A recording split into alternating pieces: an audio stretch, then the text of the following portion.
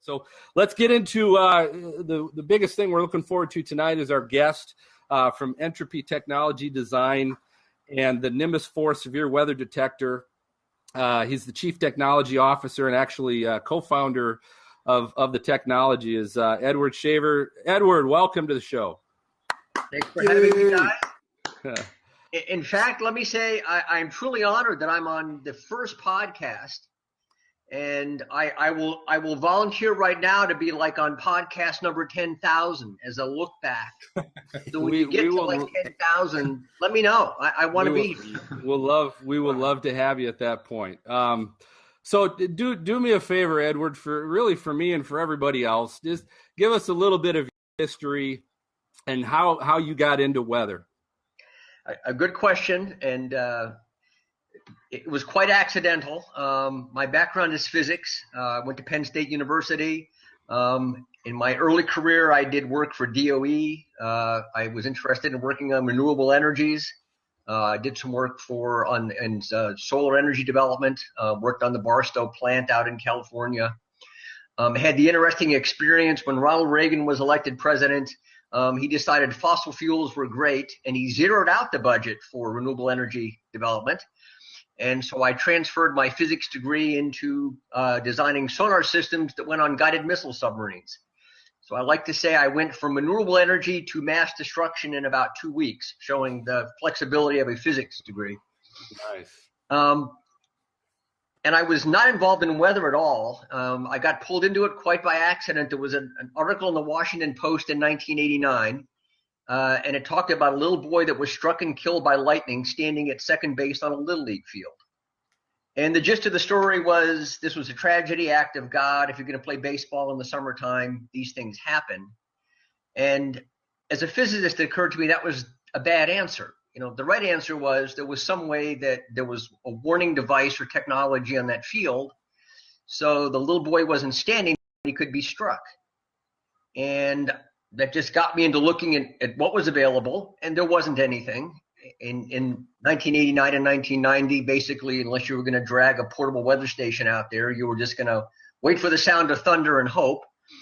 And it got me thinking about what could be done, and I did some conceptual design work and decided that something could actually be built that could be portable and affordable and used by a Little League coach.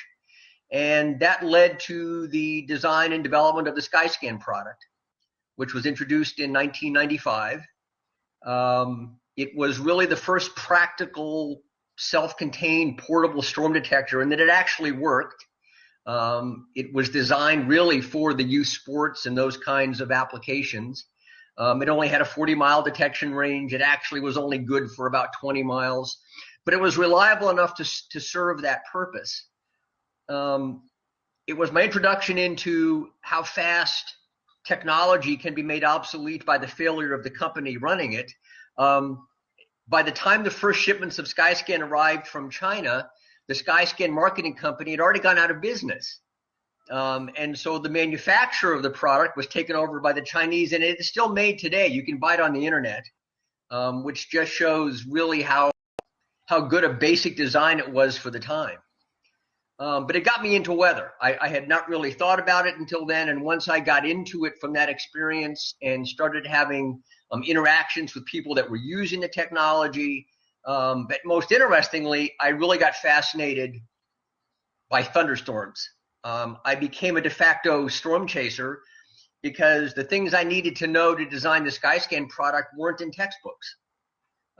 Quite literally. So I realized very quickly that what you could get from the library didn't help you if you wanted to build a device that actually would help people. And so I went out and started to teach myself what was actually going on. And that got me into this. I've been fascinated by it since then. I've been fascinated by, the huge disconnect between people's perceptions of things like storms and what Mother Nature is actually doing.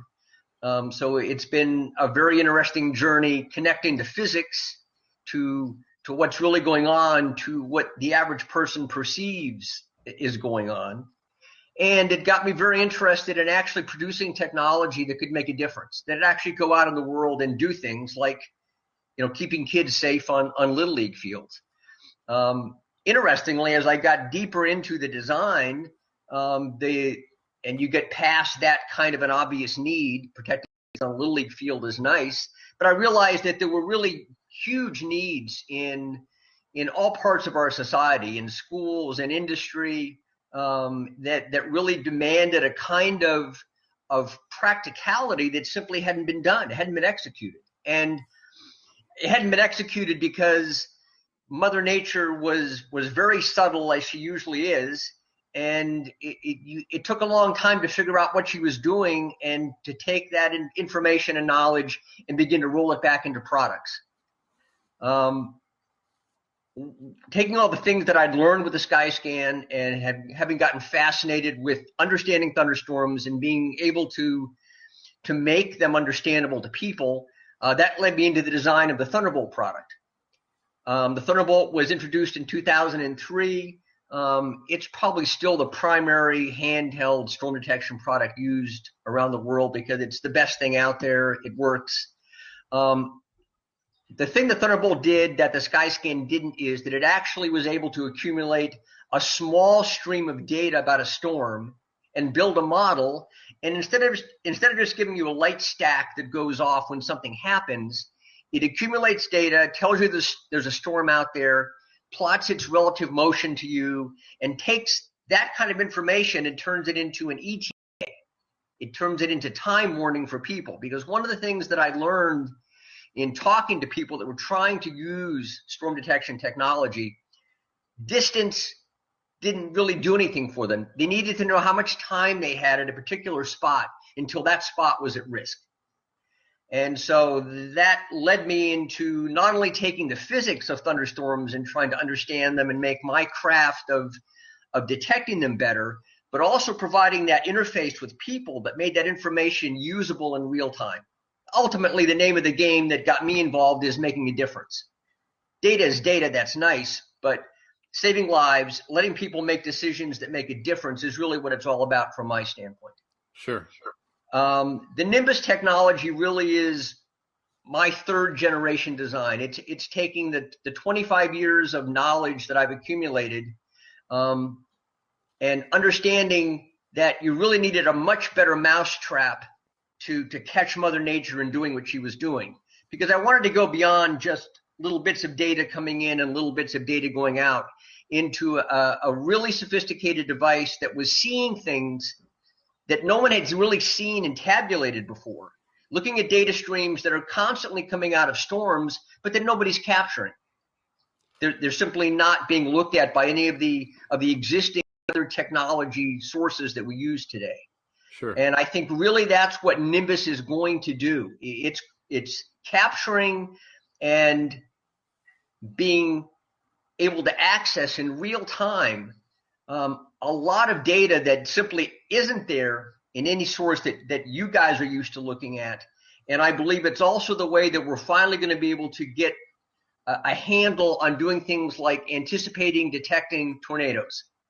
The NIMBUS is designed to look at what's going on in a thunderstorm and capture that complexity and in real time, because it's got enough computing power and data collection power behind it. And I think it's going to let us take a really big step forward in being able to provide warning about serious things that happen very quickly right now, that happen really too quickly for the existing system to react and pass warning downstream. Sure. Well, it says, and I'll bring this up, Edward, just kind of looking off of the website and looking at information about the NIMBUS device itself. And that's what caught my attention initially when I saw some information about the product. Really two things. Number one, obviously I'm a weather geek, but number two, I'm also a tech geek. I like my tech toys.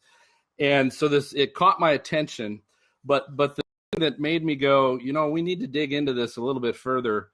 It says the lack of accurate real-time local storm information right now is primarily because the National Weather Radar System is designed to detect much larger weather events covering statewide areas. The signatures of the most dangerous forms of storm activities, such as tornadoes, develop rapidly and on a much smaller scale than what is normally detected on the large scale radar systems. And so that's what caught my attention. Was I'm like, are you kidding me? There's a device that's going to tell me a tornado's coming? Explain, help us out on that. Help explain how, what that is. Cause I'm like, are you kidding me? It's hard enough to tell people there's going to be a tornado in a county, let alone if I'm standing in Cincinnati, Ohio with this thing in the air, this thing's going to tell me that. But see, that's the real problem. For instance, down here in Florida, from today through September, where I'm sitting is under a tornado watch all the time. The entire state of Florida is at risk for tornadoes. The problem with that kind of warning is it's so broad that after a while nobody pays attention to it, because you can't take any kind of action with it. I can't do something. Mm-hmm. And so one of my goals is to produce information that's available in real time, but it's also actionable. Not just, hey, there's a bad thing happening over there 10 miles, but I want to be able to tell you sitting in your house on this block, there's a bad thing happening. It's coming at you. It's coming this fast. And based on what is happening, this is the best thing you should do now. And maybe that's leave. Maybe that's go down in your basement. Maybe it's go to the elementary school down at the end of the block. And if the data was there in real time, people like Google and Amazon are creating the internet. The connectivity is there. Okay, what we really need is that real-time data that can be pushed into that system that everybody is getting connected to. Everybody on this podcast, everybody in the world right now. Sure. What's that data? I guess is my question. What are you pulling? What are you using that's telling the device that the tornado conditions are present or there's a tornado? I mean, what's the device actually telling the end user? And what's the data, without obviously telling all your secrets, I understand, but what's the data in general that's telling the unit that, hey, the conditions are present for that? Right. Well, at the core, what the NIMBUS is a really, really well-defined and refined and sensitive low-frequency magnetic field detection device. It's able to capture data on multiple channels. The handheld unit has 4. There are different iterations of the technology that can add additional channels. One of the things that I learned going way back to the design of the SkyScan product, when I was trying to solve that problem and said, okay, what can I build that can be self-contained and go out in that Little League field, that can be battery powered and see something that hasn't really been seen before. And in looking at the physics of it, what you want to do is detect magnetic fields for a couple of reasons. If you remember your high school and college physics, the magnetic field propagation equation is a little different than the electric field because it's missing a term. It only has 2 terms as opposed to 3. That's a whole interesting physics question on another level. It's because there's no such. You lost me on that, but that's all right. Yeah. It may lead us into, I think Mother Nature is giving us a hint about some other really big things, but it's because there's no such thing as a magnetic monopole. The electron is the particle of electricity. There's no such thing as a particle of the magnetic field. And it makes the propagation equations different. And what I learned from designing the SkyScan product and the Thunderbolt product, it gives you access to a lot more information with much less noise. I like to say that the useful data in magnetic fields comes at a much higher signal to noise ratio than if you're looking at electric fields. So is the tornado creating, if I'm your student and I'm a freshman and I'm sitting in your class, your physics class right now, a lot of the stuff is going to be shooting over my head. What I want to know is what's the tornado creating then that's telling the device it's near or the situation or the possibility for a tornado. What the NIMBUS is able to do because of all that data it's getting, it's looking at all those magnetic fields that are constantly fluctuating inside that thunderstorm. A thunderstorm is an enormous heat engine, right? It's a heat engine 5 miles high, and the convection in that heat engine is creating the charge separation that ultimately comes out as lightning. Before it comes out as lightning, however, it's producing a lot of other constant magnetic field fluctuation in that storm. The lightning is like the big spark. What I learned 25 years ago, and that was poorly documented or not documented in the textbooks, is that constant magnetic field interplay that goes on in the storm can tell you a great deal about what's going on in that storm if you learn to listen to it. A tornado is a very violent distortion that happens at the very bottom of that thunderstorm. It's an anomaly that occurs in the bottom 2,000 feet of this thing that's 40 or 50,000 feet high. So imagine it this way. You have this giant engine that is a very complex magnetic field that changes as the currents change, as convection changes.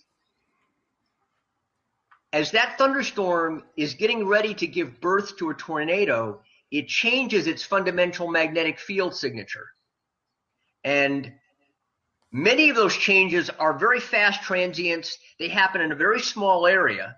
And the fact that a tornado is such a confined event is why it gets lost in our national weather system. We're not designed to look for something that small, that happens that fast, that changes that quickly. In order to see that, in order to see the signature of that kind of an effect, you've got to be capturing very localized magnetic field changes and be able to tie them to a very small part of that thunderstorm. That's the technology that we're creating. And if you can do that, I believe not only can I see the tornado as it forms, because it's a very violent change in that very localized signature of the storm, but I believe as we have time to look at the data the NIMBUS is going to be collecting, and this is where guys like you in the storm chasing world is an important part of what I want to accomplish, because what I need is data collected from 100 places at once, and let's go back and look at the signatures. The NIMBUS is literally creating data fields that no one has looked at before. I think we're going to find some really, really interesting things going on in there that help us to begin to anticipate when something like a thunderstorm is beginning to fundamentally change its nature and put down a tornado. Well, let me get the other team involved with some questions too. Yeah, Ed, I had a couple. Yeah, I had a couple of quick questions here, if I can go ahead. So speaking of, we mentioned that the device is able to detect that a tornado might be forming or that there could be a tornado. How is it differentiating between tornado and squall line? Because I noticed that there's a couple of different warnings it can give. So what kind of data are you ingesting, or how does it know that there's a difference between, let's say, a squall line and a supercell tornado? Size of the event. In other words, the NIMBUS, when we started out with the design specification for the product, I wanted to go out to 300 miles because you needed to see big snapshots to be able to capture things like squall lines and see them physically different in the landscape. We did much better than I thought. The NIMBUS actually currently field tests out to 660 miles for the handheld unit. The larger units that we intend to offer to the storm chasers, the mobile-based version, can probably go out a little farther than that.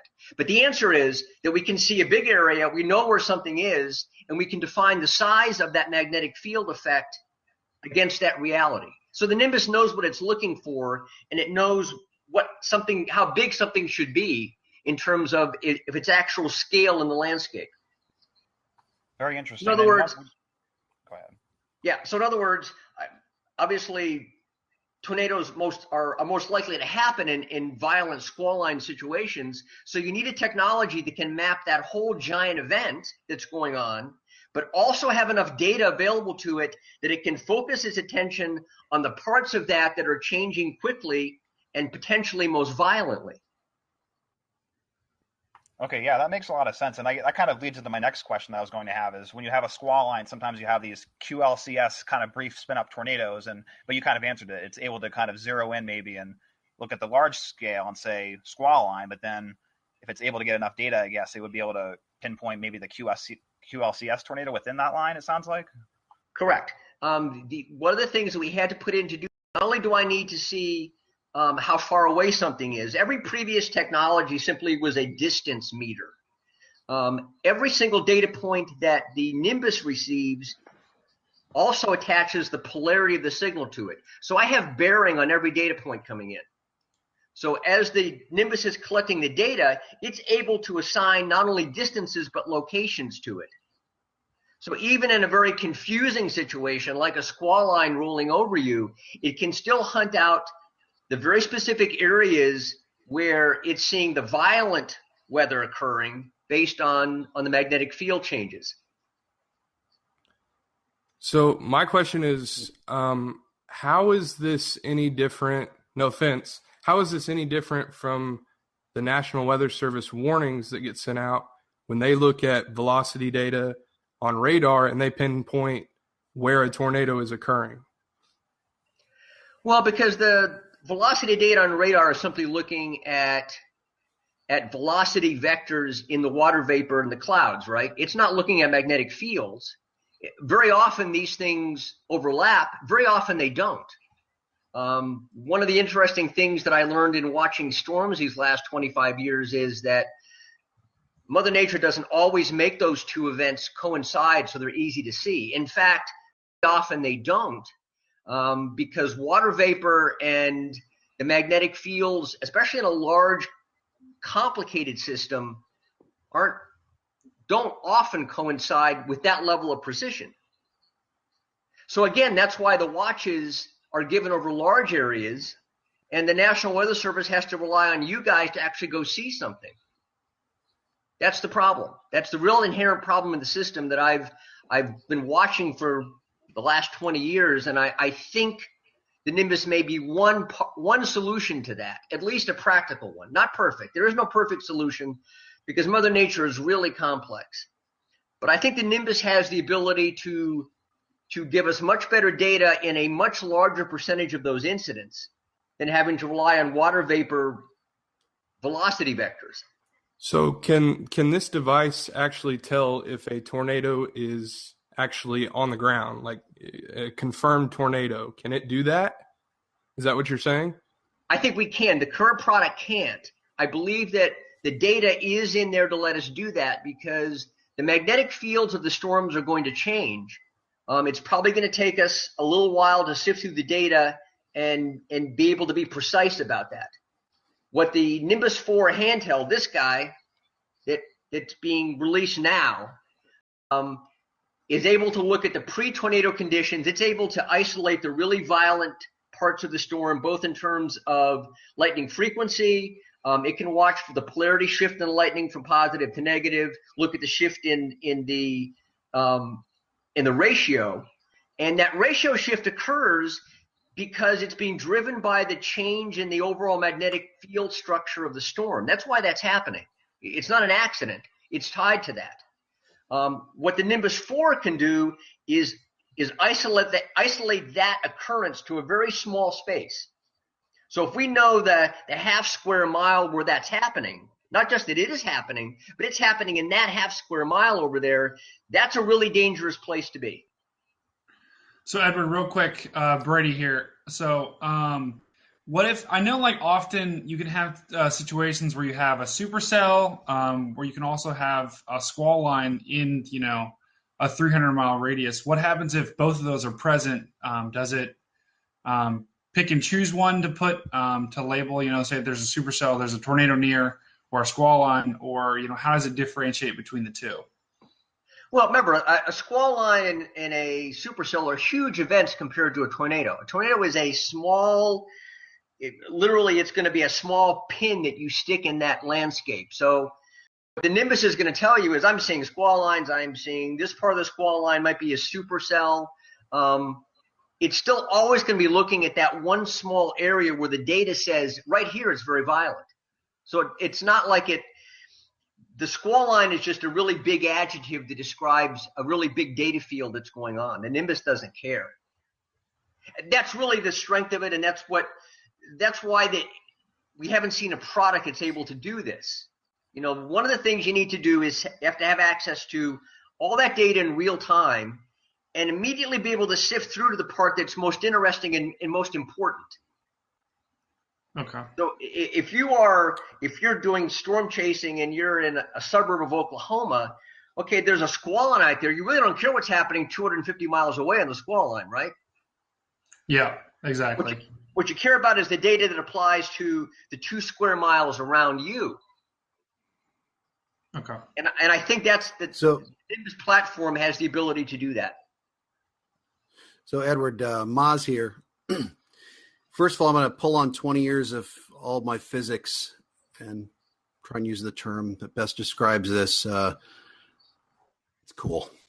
It's very, absolutely. So I just want to say, I want to say, first of all, there's 2 questions. One is, so what's the cost? And the reason I say that is having been on the air for 20 years, every TV station's looking for a competitive edge. Here's a potential another tool. See, them developing a tech team inside there, or some of their reporters, where literally you can get a lot of people out in the field with these devices and really narrow things down and help the meteorologist as well as the weather service. And then my second question is, what's your stock symbol? We're a privately held company, but I'm sure my CEO can get back to you with some kind of an investment option. That's not my department. I just make the stuff, and other smarter people decide what to charge for it. Although I will say this guy right here, the basic handheld in non-directional form, I think is going to have a MSRP of around 800. And if you talk to, we have some really good deals we put in place to try to get this technology in mass in the hands of storm chaser groups as quickly as we can. So pass the word. Andy Trosper has a whole lot of special packages we're working on because, I want the stuff out there because I want the data back. One of the really clever things we did, I don't know if you can see well enough, on the back of our guy here, 2 USB ports, 2. The idea is very quickly that all these things are linkable in real time via the internet. So the data field we're creating is incredibly rich at any location. And I think very quickly, we're going to have the ability to mesh all that data, and we're going to see a whole other level of understanding come out of it.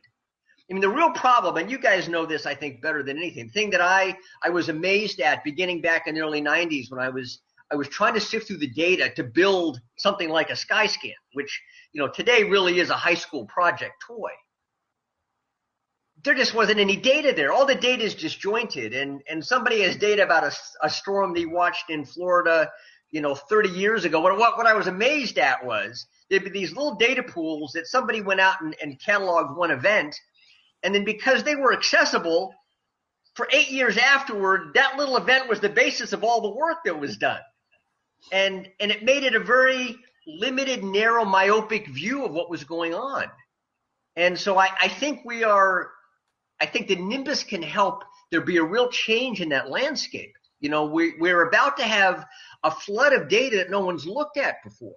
And I'm sure there's stuff in there that I haven't thought about. I'm really hoping there is, that there's real potential here for us to learn a lot just because we're seeing these thunderstorms in a way that they haven't been seen before. We're seeing them through a different filter.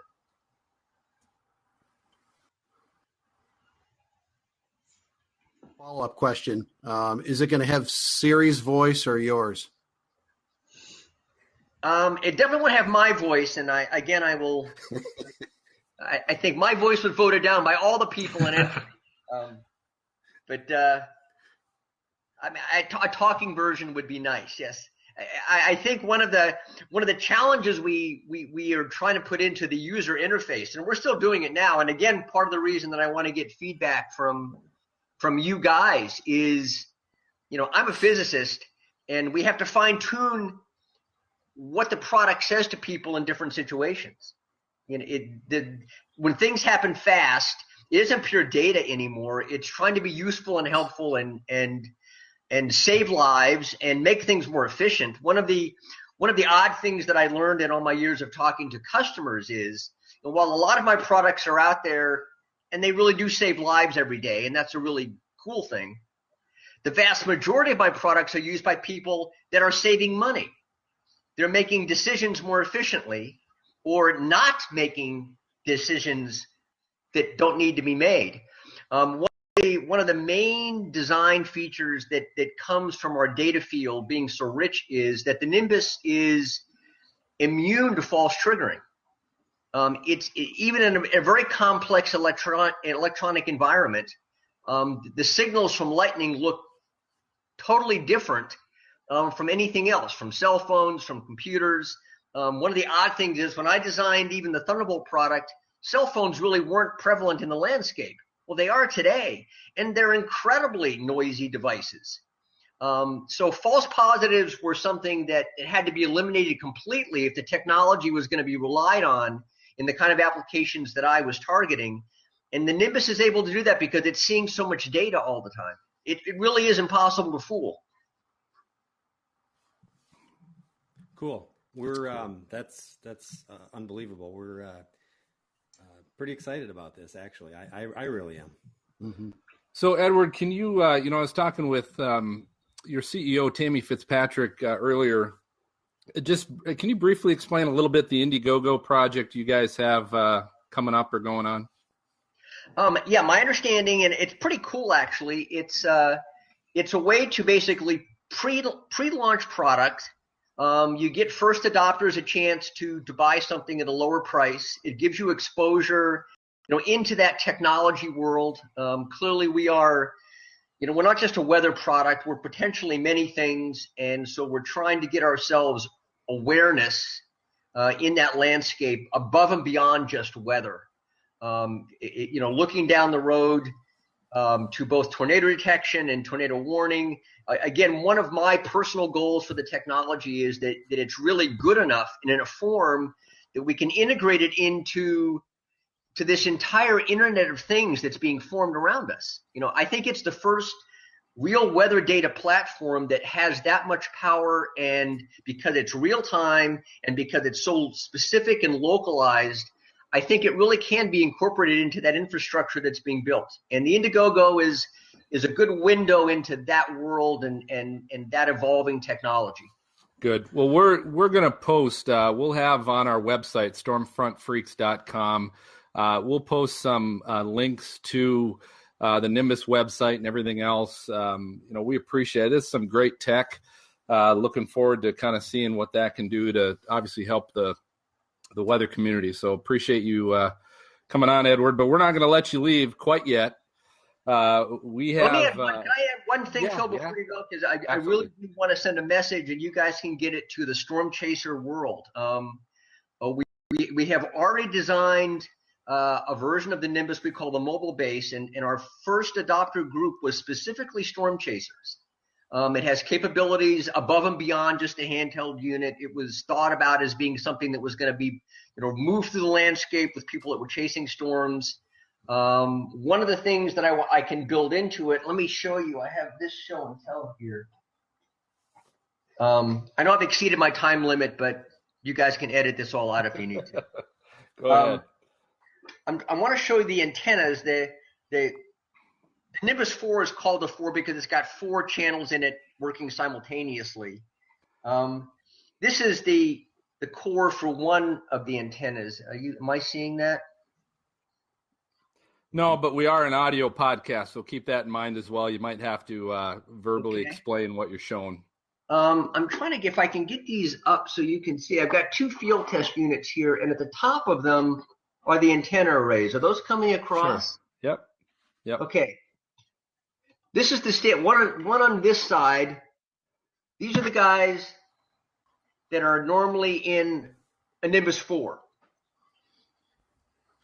Next to them, I'm putting the antennas that we're going to put into the mobile bases for the storm chase. You see the difference in the size? They're one's also diagonal, correct? So you've got one that's kind of parallel. And does it only have one? Just have 2. Yeah, I'm just looking at the size of the cores. Yeah, I got it. Yeah. When you're doing low frequency magnetic field detection, the size of the antenna is really important. The bigger the antenna, the much bigger's always better, Edward. We all know that, right? Oh yeah. Well, women don't say it, but size does matter. Yes. Yes. It really matters when you're doing magnetic field detection. So one of the things that we want to build in. one of the things we want to build into the platform for the storm chasers in that mobile base are bigger antennas that will give us much higher resolution, much lower, the ability to see much faster, smaller transients, and the ability to plot them with much greater accuracy. And so one of the dialogues I want to open up with is with storm chaser groups, because they're going to be the first source of the real data that we have to look at. And the faster they're involved, the faster I think we can really get a tornado detection system in place in this country that makes a difference for everyone. That sounds good. So what I'll do is I'll make sure I work with you guys, find out the best way for them to maybe contact you. And we'll get that on our website, stormfrontfreaks.com, and so that we can try and facilitate that for you guys. Sound Thanks. good? Much appreciated. All right, so we're going to jump into our lightning round. So part of, we want to have fun doing this. So we just got done talking a bunch of science and physics and all kinds of good stuff. Edward, you did a great job of dumbing it down for people like me, so I appreciate it. But we're going to have some fun now. We're going to do what we call the lightning round. This is going to be a two-minute speed round of questions for our guest. And what we're going to focus on today is we're actually going to honor the movie Twister. A lot of people know we just celebrated its 20th anniversary just a couple weeks ago. So I'm going to just rattle off in the next 2 minutes some Twister questions. Edward, give me an answer. If you don't know, just say I don't know, and I'm sure the team, you guys can chime in with the answer. Sound good?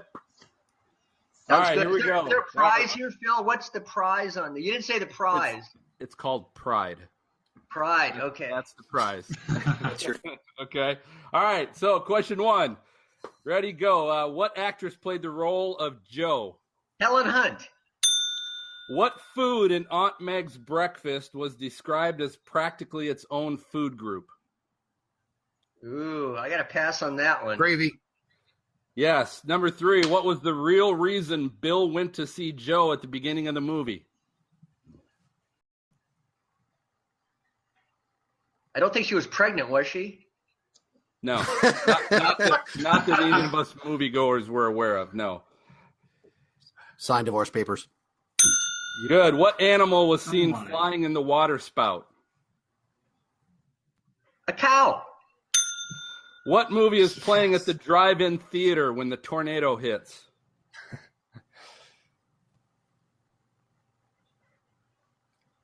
Here's Johnny.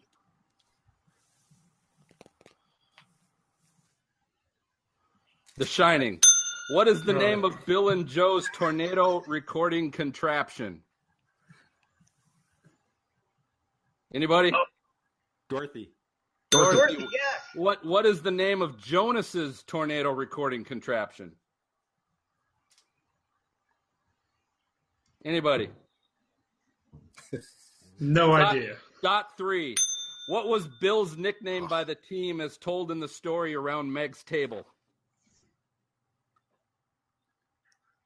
The Extreme. The Extreme. This is a good one. In an error of the film crew, even though the movie is set in Oklahoma PAX, what is the sign on the road signs? Anybody? It's Texas. True or false? Last question. Twister was the first movie ever released on DVD. True or false? What's your guess, Edward? I'm gonna guess true. You are correct. Whoa. That is true. That is horrible. I had to look this up. I wouldn't have known that either. But it was actually the first movie out on DVD, and lo and behold, it was the last movie out on high definition DVD before Blu-ray took over. It was the old VHS Betamax competition. So I was keeping a score. I think because of the cow answer, I win the car. You did good. You got pride. You got pride. That's spent all the money on the buzzer. But Edward, hey, we appreciate you joining us, and my pleasure. A good sport and sharing. And certainly you're welcome to stick around as we get into some other discussions as well. But definitely appreciate you having on board. We're going to take a quick break, and when we come back, we've actually got answers to solving the storm chaser congestion out in the Midwest. We got all the answers on how to fix that. But in the meantime, we're going to introduce Storm School with Brady Harris. Each episode, Brady's going to pick an often confusing weather topic to teach on. And I know today he's in the kitchen as he's cooking up some storm ingredients.